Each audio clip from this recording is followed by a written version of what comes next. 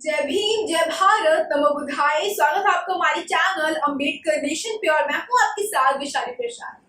हम जल्द ही अपना शो आप लोगों के सामने लेके आने वाले हैं जिसका नाम है आवाज भारत की, जिसमें अखबारों की सुर्खियों पे बहस करते हुए नजर आएंगे film producer, director, social activist Gautam Ratna ji के साथ। आप कुछ इस दर्शकों को बताइए शो के बारे में। जी सबसे पहले तो मेरा सभी देशवासियों को जय भीम, जय भारत, नमो बुद्धाय। मैं Gautam Ratna Ambedkar nation YouTube channel से और हमारे इस शो की होस्ट हैं एंकर वैशाली प्रसाद जी। और इस शो में हम खास तौर से जो अखबार की सुर्खियां हैं, खास तौर से जो उसमें भी देश के सारे मुद्दे जो जुड़े होते हैं उस पर भी हम बात करेंगे। और खास तौर से महिला, बहुजन और दलित के ऊपर जो अत्याचार की घटनाएं या रेप की घटनाएं जो आप अखबार में देखते हैं उन पर हम अपनी राय पेश करेंगे। और साथ में हमारे शो और हमारे चैनल पे जो पूरा जो बहुजन समाज के जितने भी महापुरुष हैं उनके ऊपर बेस्ड है, जिन्होंने देश के गरीबों और खास तौर से महिलाओं के लिए काम किया, जिसमें तथागत बुद्ध हैं, उसके बाद बाबा साहब भीमराव अंबेडकर हैं, काशीराम साहब हैं और सावित्रीबाई फुले हैं और ज्योतिराव फुले हैं और कबीर, रविदास, बिरसा मुंडा, जितने भी महाराजा शाहजी गायकवाड़ और जितने भी इस तरह के छत्रपति शिवाजी महाराज, जिन्होंने मतलब इस समाज के लिए, बहुजन समाज के लिए, बहुजन समाज को उठाने के लिए उनके हक और हकूक और उनके अधिकारों की लड़ाई लड़ी है। इस शो में और हमारे चैनल पर आप लगातार देखेंगे। मैं उम्मीद करता हूं कि आपको हमारा ये प्रोग्राम पसंद आएगा और आप हमारे चैनल को ज्यादा से ज्यादा शेयर और सब्सक्राइब करें ताकि हम बहुजन महापुरुषों की विचारधारा को पूरे देश और विदेश तक पहुंचाने की कोशिश करते रहें। इसी के साथ मैं विदा लेता हूं। जय भीम, जय भारत, जय भीम, नमो बुद्धाय। मैं Rohit Chauhan, singer, anchor, Ambedkar nation channel को शुभकामनाएं देता हूं कि अंबेडकर नेशन ने बहुजन मूल निवासी, वंचित और महिलाओं के संवैधानिक अधिकारों की आवाज उठाने का बीड़ा उठाया है। जय भीम, जय भारत, नमो बुद्धाय। स्वागत है आपका हमारे चैनल अम्बेडकर नेशन में और आज के शो आवाज भारत की में। और मैं आपके साथ वैशाली प्रसाद और इस वक्त मेरे साथ मौजूद है Gautam Ratna, film director, producer and social activist. आज हम फिर से अखबारों की उन सुर्खियों के ऊपर बात करने वाले हैं। आज का हम लोगों का पहला अखबार का वो मुद्दा ये है कि हमारी जिस तरह से गोदी मीडिया कहती है कि चीन में 40 सैनिक मारे गए थे, लेकिन अब चीन का ये दावा आया है कि चीन में कोई 40 सैनिक जो है मारे नहीं गए। आप इस दावे पे क्या बोलेंगे? देखिए, यहाँ जो हमारे देश का जो मीडिया है आप खुद ही देख रहे हैं, एक तरह से बिल्कुल सरकार के फेवर में और सरकार में बिक चुका है। बिल्कुल। या ये मान लीजिए कि सरकार ने खरीद लिया है। वो उसके जितने भी न्यूज आप किसी भी चैनल पर देख लीजिए जाकर के, एक्सक्लूडिंग एनडीटीवी को छोड़ करके जो मैं देख पा रहा हूँ, जो सरकार चाहती है लिखना या जो बोलना चाहती है, चाहे वो अखबार है चाहे वो टीवी न्यूज के चैनल्स हैं, जो सरकार अपडेट देती है वही वो दिखाते हैं, वही छापते हैं। मैं समझता हूँ कि ये देश के लोकतंत्र के लिए, प्रजातंत्र के लिए बहुत ही घातक है, क्योंकि लोगों को सच्चाई नहीं पता लगती, ऐसा मैं मानता हूँ। तो इस तरह की लोगों की एक आवाज दबाने का काम हो रहा है, क्योंकि ये बात विदेश के कॉन्सेप्ट की नहीं है, विदेश की बात नहीं है। बात हमारे जब भारत में जो चीजें हो रही हैं उन पर भी सिर्फ वो सरकार के टोटल जो मीडिया है, गोदी मीडिया जिसको कहा जा रहा है, तो गोदी जो मीडिया, वो नाम आप समझ ही रहे हैं किस लिए रखा गया है। मैं समझता हूँ उसको ज्यादा डिफाइन करने की जरूरत नहीं है, राइट। तो मैं समझता हूँ कि ये देश के लिए घातक है और प्रजातंत्र के लिए, लोगों के जो मानवीय अधिकार है उनके लिए भी घातक है। यूएस का एक नया बयान सामने आया है जहां पे चीन ने पूरी महामारी फैला दी कोरोना वायरस की पूरे देश भर में। जहां भारत हमारा कहता है कि यूएस यानी कि अमेरिका हमारे साथ है, वही अमेरिका का बयान सामने आया है कि उसके संबंध चाइना के साथ एकदम ही बरकरार है। आपकी क्या राय है इस बयान पे? देखिए, जिस तरीके से कोरोना के बीच में कोरोना की जो महामारी है वो चालू हो चुकी थी पूरे वर्ल्ड वाइड, उसी पीरियड में ट्रम्प को इनवाइट किया गया, ट्रम्प को बुलाया गया। तो मैं समझता हूँ अगर जिस तरह से पूरे देश में मोदी मीडिया ने प्रचार किया कि अमेरिका और भारत की बहुत मजबूत रिश्ते बनने वाले हैं, तो जिस तरह से अभी अमेरिका जो बोल रहा है कि चीन के साथ उनके जितने भी कॉन्ट्रैक्ट हैं वो बरकरार रहेंगे, तो फिर यूएस चीन हमारे भारत को कहाँ सपोर्ट कर रहा है? अगर सपोर्ट कर रहा है तो वो चीन के साथ सारे संबंधों को खत्म करे, तब तो हम माने कि भाई हमारे जो भारत के जो प्रधानमंत्री मोदी जी हैं और उनकी जो मीटिंग हुई या अमेरिका मोदी जी गए या ट्रम्प यहाँ आए, उसका तब तो फायदा समझ आए। तो इससे तो कहीं पर भी कुछ भी ये क्लियर नहीं हो पा रहा है कि वो हमारे भारत के समर्थन में अमेरिका कहीं खड़ा हुआ हमें नजर नहीं आ रहा है। बिल्कुल, आपने बिल्कुल सही कहा कि भारत जितने दावे के साथ कह रहा था, हमारे पीएम मोदी जी भी कह रहे थे कि अमेरिका के साथ हमारे संबंध काफी अच्छे हो गए हैं, अमेरिका हमारे साथ खड़ा है।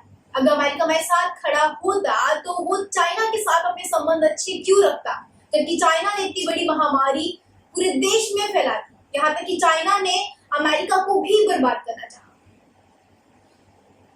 आगे बढ़ते हैं। न्यूज मीडिया पर कई नियम अब लागू किए गए हैं, यानी कि सोशल मीडिया पर अब नहीं यूएस को छूट हटाने की तैयारियां अब शुरू कर दी गई है। क्या राय है आपकी इसमें? देखिए ये उसी तरह जो हम अभी पीछे बात कर रहे थे, इसलिए टॉपिक में भी हमने जोड़ दिया था उस चीज को कि जिस तरह से यहाँ मतलब ये मोदी जी जो हमारे देश के प्रधानमंत्री और ट्रम्प, इनकी एक चीज तो दोस्ती में नजर आती है कि पूरा कॉन्सेप्ट लगता है मोदी जी ने अमेरिका से ले लिया है। जो लोकतंत्र की आवाज जैसे वहाँ श्वेत अश्वेत का मामला चल रहा है उसको दबाया गया, वैसे ही यहाँ पर मीडिया को जिस तरह से दबाया जा रहा है उसी तरह की पॉलिसी अमेरिका में भी लागू है, जो हमारे देश में इस मोदी सरकार से पहले नहीं थी। मीडिया के लोग जाकर के आवाज उठा सकते थे, रिपोर्टर प्रेस कॉन्फ्रेंस में प्रधानमंत्री से लेकर के और जितने भी सरकार के जो फैसले आते हैं उस पर जो अपडेट आता है उस पर सवाल उठा सकते थे, जो अब हमारे देश में नहीं हो रहा है। तो ये भी लोकतंत्र के लिए अच्छा नहीं है मेरे हिसाब से। इस साल H-1B वीजा नहीं होगा। 1.8 लाख भारतीयों की अटक गई अब अर्जियां।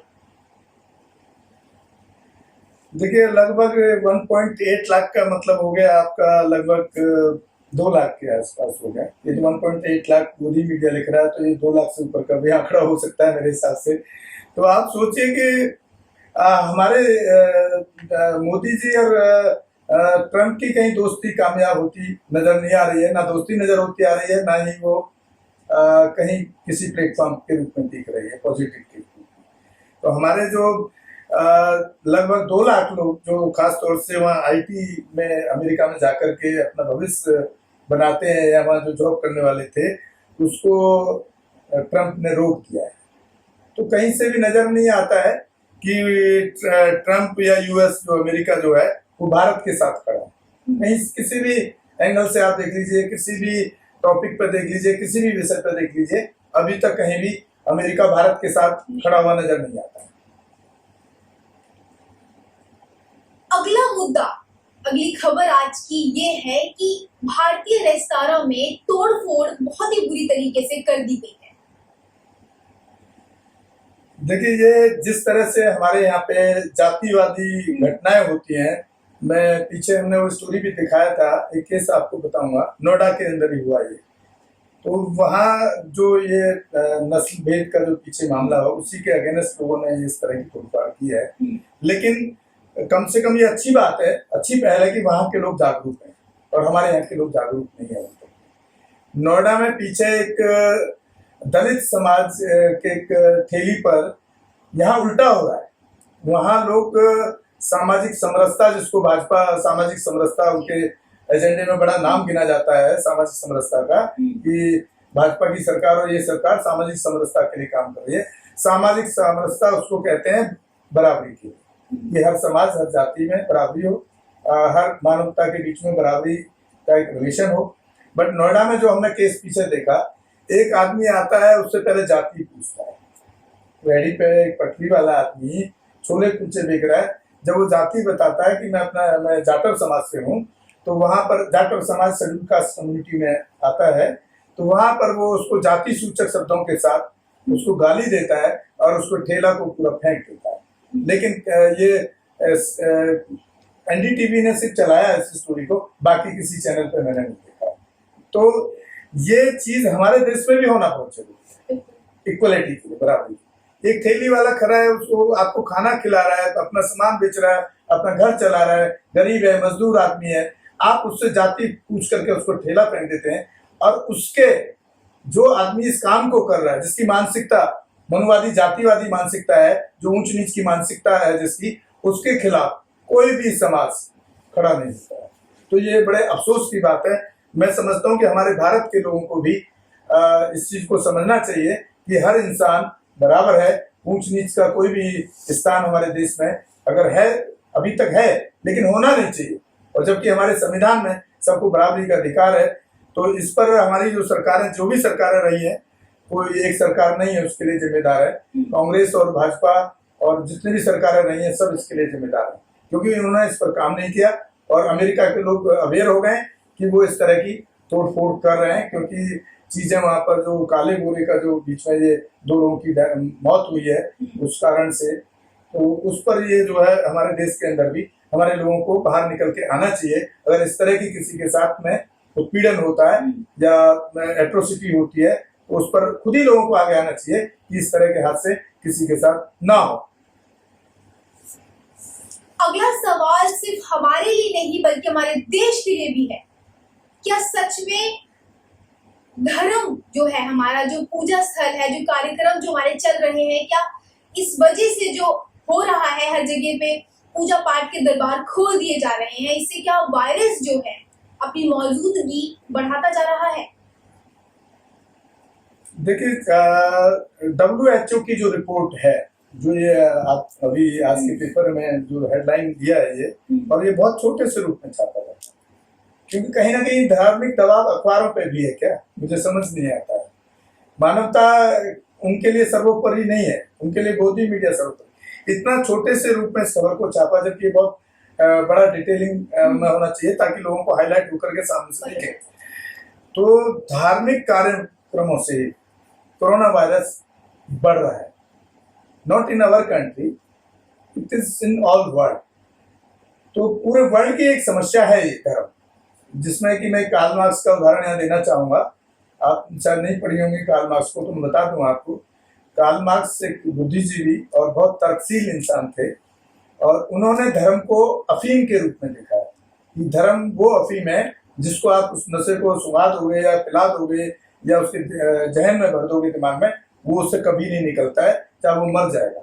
तो मैं समझता हूँ कि सरकार को ऐसे कार्यक्रमों पे, जब WHO ये कह रहा है कि धार्मिक कार्यक्रमों की वजह से कोरोना वायरस बढ़ रहा है, तो मैं समझता हूँ कि ऐसे किसी भी धार्मिक कार्यक्रम को, चाहे वो किसी भी धर्म से जुड़ा हुआ हो, चाहे हिंदू से हो, मुस्लिम हो या क्रिश्चियन हो, बौद्ध हो, कोई भी हो, ऐसे कार्यक्रम को बिल्कुल स्ट्रिक्टली रोक लगाना चाहिए। तभी कहीं जाकर के मानवता जिंदा रहेगी और इंसान जिंदा रहेगा। इंसान जिंदा रहेगा तो धर्म जिंदा रहेगा, अदरवाइज जब इंसान ही नहीं रहेगा तो धर्म कहां से जिंदा रहेगा।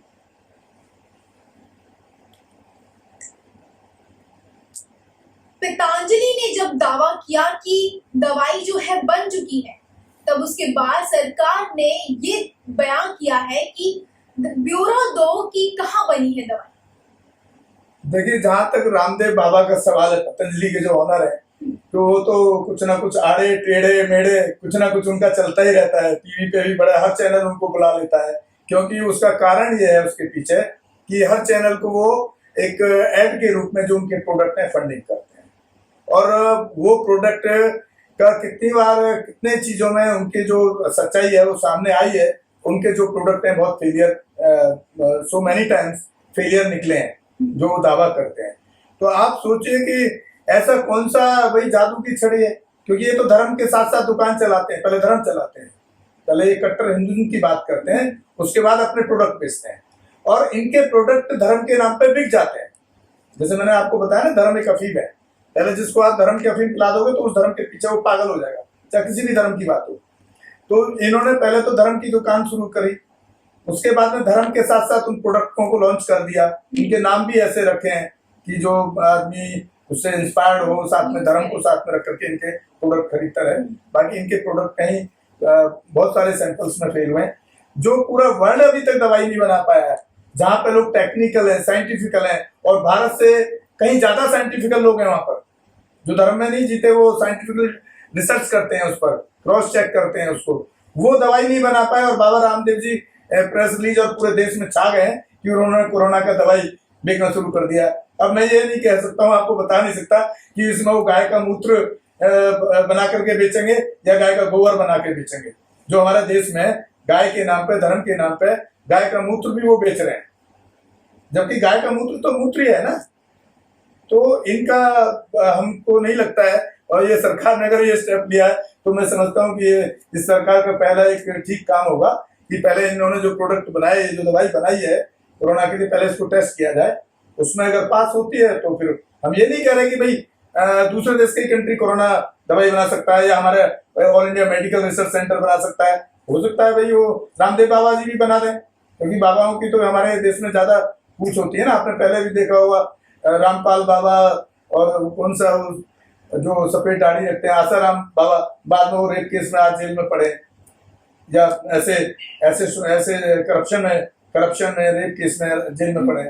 तो अब ये सरकार के बड़े कट्टर समर्थक हैं, भाजपा और मोदी सरकार के, तो हो सकता है इनको छूट भी दे दी जाए, चाहे सैंपल पास हो या ना हो। मुझे तो ये भी डाउट लगता है इस सरकार के ऊपर, क्योंकि इनके जितने भी हैं इनके साथ सरकार बिल्कुल कंधे से कंधा मिला के खड़ी है, क्योंकि इनके जो भक्त हैं वो उनको डायरेक्शन है कि जब भी इलेक्शन होगा तो आप भाजपा को वोट करेंगे।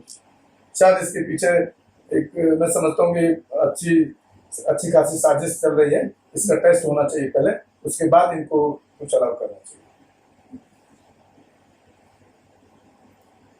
लॉकडाउन से प्रति व्यक्ति आय में 5.4% की गिरावट अब हो चुकी है। देखिए, ये मैंने पढ़ा पूरा इसको, ये SBI ने अपने आंकड़े पेश किए, तो ये कह रहे हैं सिर्फ 5.4% की गिरावट आई। एक सरकार का एक तरीके से सरकारी स्टेटमेंट ही हुआ। SBI सरकारी बैंक है, गवर्नमेंट बैंक है। तो आप सोचिए कि पिछले 3 महीने से कोई आदमी घर से नहीं निकल रहा है, तो क्या पूरे देश में 5.4% की गिरावट आएगी? मुझे तो लगता है कि ये आंकड़े बहुत, जिस तरह से देश की हालात खराब है, एक आदमी 1 रुपए के लिए, 10 रुपए के लिए आदमी तड़प रहा है, परेशान है, तो मुझे नहीं लगता कि ये आंकड़े बिल्कुल जायज हो सकते हैं। ये कहीं ना कहीं इस तरह के आंकड़े जो गरीबी के और गिरावट के वो बढ़ेंगे, क्योंकि देश के अंदर अभी तक कोई ऐसी ठोस प्लानिंग सरकार की अभी तक नहीं दिख रही है कहीं ग्राउंड पर कि भाई वो गरीबों को कुछ फायदा हो रहा है या बिजनेस हो रहा है, उनके अकाउंट में कुछ पैसे जा रहे हैं। वैसे तो 2014 में मोदी जी 15 लाख रुपए अकाउंट में हर एक के अकाउंट में भेजने वाले थे, वो अभी तक आए नहीं। 15 लाख के मेरे अकाउंट में तो 1 रुपया अभी नहीं आया है। अगला हेडलाइन आज के अखबार की हमारी ये है कि दंगा पीड़ितों के मुआवजे पर अब तेजी से काम करे सरकार। देखिए, ये सरकारों के काम में कोर्ट इंटरफेयर करता है तो मैं समझता हूँ कि ये किसी भी सरकार के लिए बहुत शर्मनाक है। आप पॉलिटिक्स का क्रेडिट लेने के लिए कोई भी घोषणा कर देते हैं। जैसे केजरीवाल जी ने जो दंगा हुआ था, सांप्रदायिक दंगा हिंदू मुस्लिम के बीच वाला, ये सीलमपुर और मौजपुर के एरिया में, इस दिल्ली में, नॉर्थ ईस्ट दिल्ली में, उस पर उन्होंने कहा कि कोई भी धर्म का मरेगा, किसी भी रूप में मरेगा सांप्रदायिक में, उसको 1 करोड़ रुपए। तो अब ये किसी ने PIL फाइल किया कि भाई 4 महीने हो गए आज उनको मरे, क्योंकि वो लॉकडाउन से पहले का मामला है, तो 5 महीने 4 महीने होने वाले हैं शायद। तो उनको मुआवजा कम मिलेगा जब वो परिवार टूट जाएगा, या उसके घर में से कोई आदमी मजबूर होकर के सुसाइड कर लेगा। अगर उसके घर में एक इनकम कमाने वाला आदमी था, अगर वो चला गया उस सांप्रदायिक दंगे, उसके लिए जिम्मेदार कौन? उसके लिए जिम्मेदार वहां के वो लोग नहीं है, वो लोग झगड़ा नहीं करते, ये पॉलिटिशियंस झगड़ा कराते हैं। आप कभी भी अपने किसी भी अड़ोस पड़ोस में देख लीजिएगा, आपका पड़ोसी आपको हिंदू मुस्लिम होगा, लड़ने नहीं आएगा। तो ये बाहर के जो सांप्रदायिक लोग हैं, मैं तो कह रहा हूँ कि मुआवजा देने के बजाय सबसे पहले तो मुआवजा तो देने नहीं, सबसे पहले जो इस तरह के लोग हैं उनको सजा मिलनी चाहिए सख्त से सख्त, ताकि इस तरह के दंगे देश में दोबारा से हो ही ना और एक नजीर बन जाए। बिल्कुल। केंद्र ने कहा है कि नजीर ना बनवाए, सफूरा को जमानत ना दी जाए। ये कल कहा था दिल्ली पुलिस ने, कल की चार्जशीट में, कि सफूरा को जमानत न दी जाए। वो प्रेग्नेंट है और बहुत वेल एजुकेटेड लड़की है। क्या उसका दोष सिर्फ इतना है कि वो मुस्लिम समाज से और सीए का विरोध कर रही थी, सीए एनपीआर का विरोध कर रही थी, ये जो महिला है, और वो प्रेग्नेंट है और जेल में है। तो कल दिल्ली पुलिस ने उस पर कहा था कोर्ट को कि भाई इनको जमानत ना दी जाए और इससे देश को खतरा है। तो भाई ऐसा कौन से एक महिला क्या देश में इतना खतरनाक जो कानून का पालन कर रही है, सिर्फ सरकार का ही विरोध कर रही थी, तो उसको एज ए टेररिस्ट की तरह दिल्ली पुलिस उसको ट्रीट कर रही है। तो ये कहीं ना कहीं एक विशेष वर्ग के प्रति ये सरकार का रवैया है, जिस पर कोर्ट ने ये अच्छा फैसला दिया है कि उनको जमानत दी जाए उनको, क्योंकि एक महिला है तो एक ह्यूमैनिटी है और प्रेग्नेंट है, इंसानियत के नाते उनका बच्चा जेल में क्यों डिलीवर है? क्योंकि कोई ऐसे चार्ज उन पे नहीं दिखते, क्या वो AK-47 या बम ब्लास्ट कोई ऐसा चीज लेकर तो घूम नहीं रही थी, क्योंकि वो NPR सी डबल जो लाए सीए वाला कानून, उसका विरोध कर रही थी। और सरकार के कोई कानून सरकार लाती है तो उसका विरोध करना किसी भी आम आदमी का अधिकार है, विरोध करना, क्योंकि वो उसको नहीं लग रहा है कि ये अच्छा है, ये देश के लिए अच्छा हो सकता है। ऐसा नहीं है कि जो सरकार तय कर दे वो सारे कदम उसके अच्छे हो सकते हैं। मैं इस चीज को नहीं मानता और ये कोर्ट का स्वागत करना पड़ेगा इसमें कि कोर्ट ने जो डिसीजन दिया इसके अंदर वो बहुत अच्छा डिसीजन दिया। केजरीवाल ने अमित शाह को लिखा खत, मांगे नर्स और डॉक्टर्स। देखिए ये इसमें इन दोनों की राजनीति जो फुटबॉल चलती रहती है, मैं जहां तक मैं इनको समझ पाया हूँ। एक दिन पहले गृह मंत्री से मिलते हैं और गृह मंत्री कह रहे हैं यहाँ पर कि भाई हमने तो पहले ही फैसला ले लिया था। अरे तो भाई उसको राजनीतिक अखाड़ा क्यों बना रहे हो?